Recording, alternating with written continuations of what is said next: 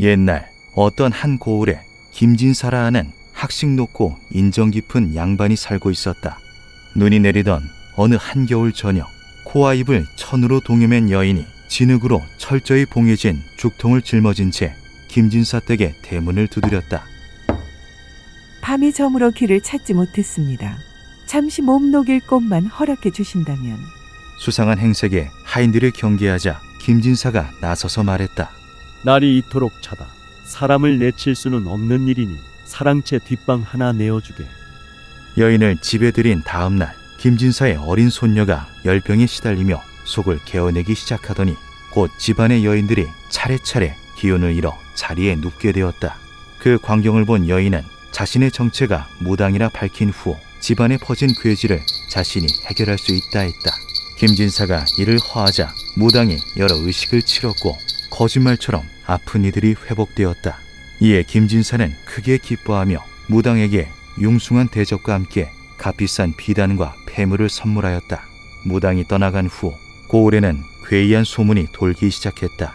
무당이 짊어진 죽통 안에는 연매가 들어있었고 그것이 모든 소동의 원인이었다고. 싫어할 염, 매혹할 도깨비 매. 연매는 동양의 수많은 주술 중에서도 가장 사악한 것으로 취급되는 최악의 주술입니다. 너무나도 강대한 연매의 힘을 통제하지 못하고 목숨을 빼앗기는 무당이 드물지 않게 발생했으며 심지어 제작 과정에서 사망에 이르는 이들 역시 많았을 정도로 그 위험도가 극에 달했었다고 하는데요. 연매가 행해졌던 곳에서는 나라를 막론하고 조정에서 직접 연매 제작을 엄격히 금하였던 기록이 남아있을 정도로 악명이 자자했죠. 이는 단순히 연매의 위험도에서만 기인한 것이 아니라 그 제작 과정 역시 못지않게 잔혹하고 또 끔찍했기 때문이었습니다. 성호사설 제5권 만물문 제85 연매 고독. 우리나라에는 연매라는 괴이한 짓이 있는데 이는 나쁜 행동을 하는 자가 처음 만들어낸 것이다. 남의 집 어린아이를 도둑질해와 고의적으로 굶기며 겨우 죽지 않을 정도로 밥을 먹인다. 때로 맛있는 음식만을 조금씩 주어 먹이는 바 그 아이는 살이 쪽 빠지고 바짝 말라서 거의 될 정도에 이른다. 이러므로 먹을 것만 보면 빨리 잡아당겨서 먹으려고 한다. 이렇게 만든 다음에는 죽통에다 맛있는 밥을 넣어놓고 아이를 꿰어서 대나무 통 속으로 들어가도록 한다. 아이는 맛있는 밥을 보고 배불리 먹을 생각으로 발버둥치며 죽통 안으로 기어 들어가려 한다. 이때 날카로운 칼로 아이를 번개처럼 빠르게 다. 그렇게 아이의 정원이 죽통 속에 뛰어든 후에는 죽통 주둥이를 꼭 막아 들어간 정원이 밖으로 나오지 못하게 만든다. 그런 다음 그 죽통을 가지고 호보한 집들을 찾아다니면서 좋은 음식으로 아이의 귀신을 꿰어내 여러 사람에게 병이 생기도록 한다. 오직 이 아이의 귀신이 몸에 침범함에 따라 모두가 머리도 병들고 배도 앓는다. 그 모든 병자들이 병을 낫게 해달라고 요구하면 아이의 귀신을 회수하여 머리와 배를 낫도록 만들어주는데 그 대가로 받은 돈과 곡식은 전부 자신의 이득으로 한다. 이것을 세속에서 연매라고 하는데 국가에서는 이를 엄격히 징계하며 여러 중죄와 동등하게 커다란 벌을 가할 뿐더러 물은 사령도 그에겐 주어지지 않는다. 성호사설의 내용처럼 그 제작법과 의도 모두가 너무나 사악한 연매는 조선에서 아주 강력한 처벌을 받았는데요. 주상 전하께서 병에 걸리셨는데 의원이 치료하여도 효험이 없음에 마땅히 큰 은혜를 뿌려 하늘의 복을 맞이하려 하노라.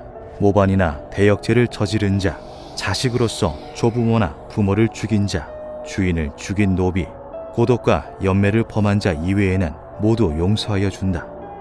실제로 조선왕조실록에는 태조 이성계부터 정조대왕에 이르기까지 수없이 행해졌던 사면의 대상에서 영모, 폐륜과 함께 연매를 사용한 자가 제외되었음이 수십 건 이상 기록되어 있기도 하죠. 조정에서 연매를 최악의 중죄들과 동일선상에 두었음을 의미하는 이 기록들은 동시에 연매라는 주술이 가혹한 처벌에도 불구하고 계속해서 사용되어 왔음을 의미하기도 합니다. 기묘한 것은 옛 문헌 속에서 찾아볼 수 있는 저주나 주술들 중 연매와 유사한 방식으로 제작, 활용되는 사례가 여러 존재한다는 건데요. 이러한 저주, 주술들은 소재의 자극적인 면 때문에 종종 오늘날까지 회자되기도 하죠. 그중 하나가 바로 코토리바코입니다. 2005년 일본 인터넷에 업로드된 코토리바코의 전설은 여러 네티즌들이 읽는 것만으로도 구토, 오한, 두통, 설사 등의 증세가 나타났다라고 주장하며 일약 유명세를 얻게 된 바 있는데요. 전설 속에 기술된 코토리바코의 기원, 제작법과 그 용도를 추각하여 정리하면 다음과 같죠. 코토리바코, 아이를 빼앗는 상자. 1800년대 탄생한 이 주술은 당시 일어났던 반란의 주동자 중 한 명이 불악으로 도망친 것에서 기원한다. 괜한 피해를 입을 것을 우려해 불악 주민들이 반란 주동자를 처형하려 하자 주동자는 관청에 대항할 무기를 주겠다라며 목숨을 구걸했다. 당시 계속되는 차별과 억압에 지쳐 있었던 불악 주민들은 이 제안에 설득되었고 주동자는 코토리바코의 제작법을 알려주었다.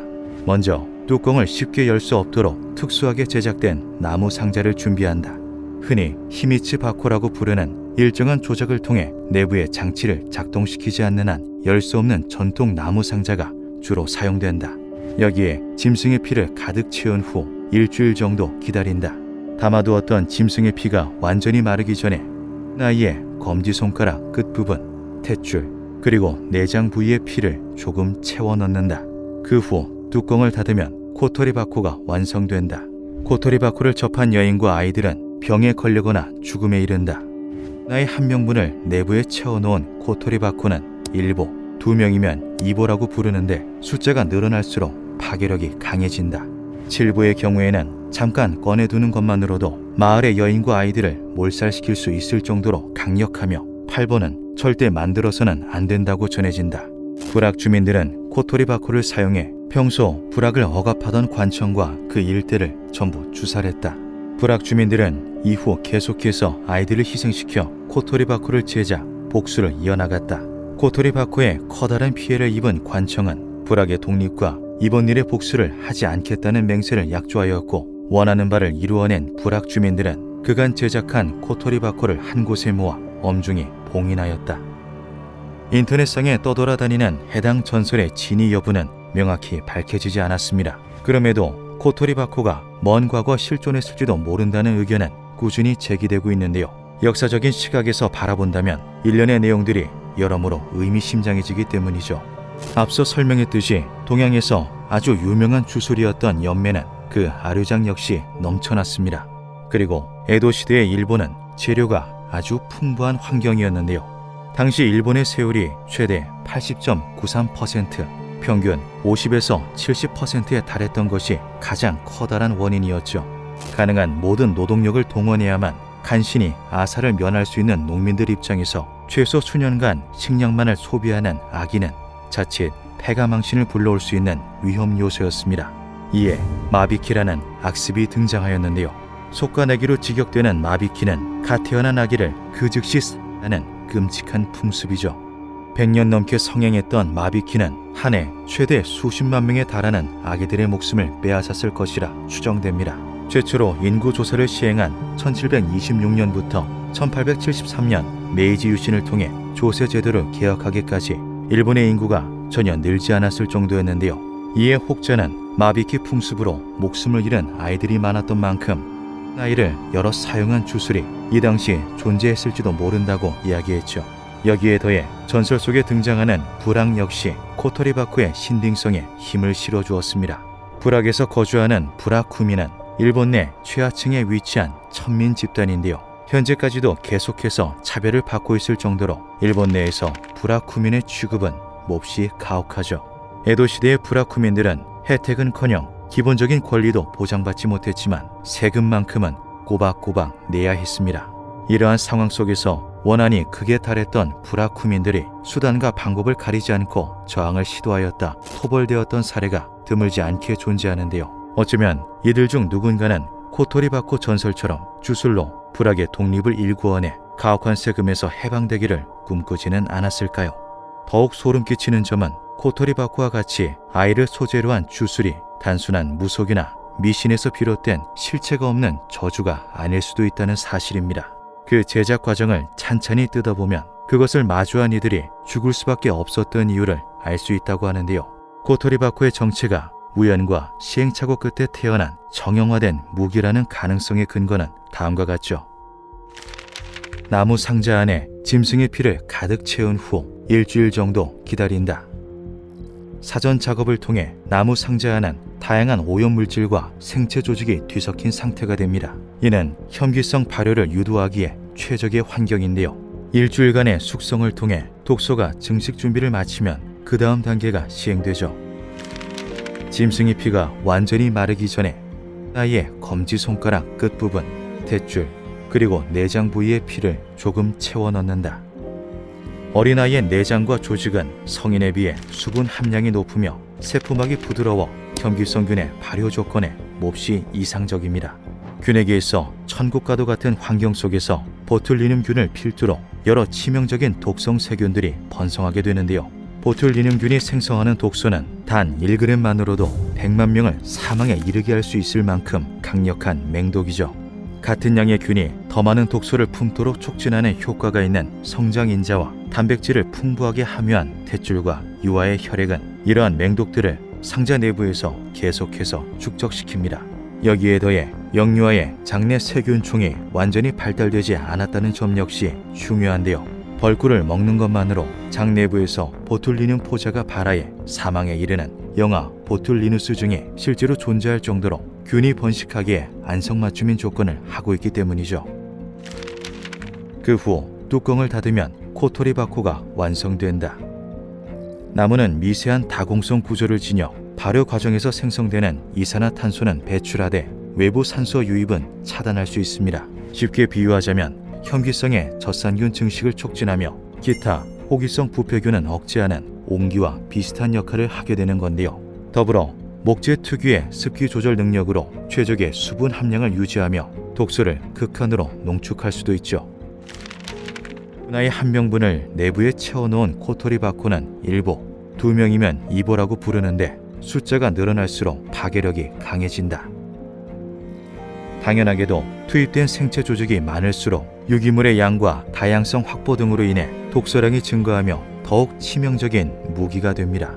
여기에 플라시보 효과와 집단 히스테리 등이 합쳐지면 그 위력은 가히 상상할 수 없을 정도로 증가할 수 있는데요.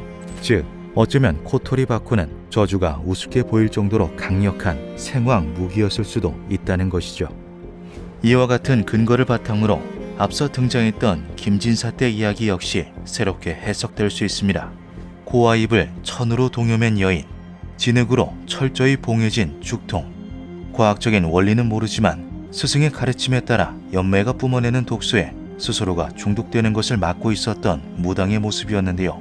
집안에 들어온 무당이 죽통을 살짝 개봉해 소량의 독소를 집안에 퍼뜨리자 면역력이 약한 손녀를 시작으로 여인들이 차례차례 감염된 것이었죠.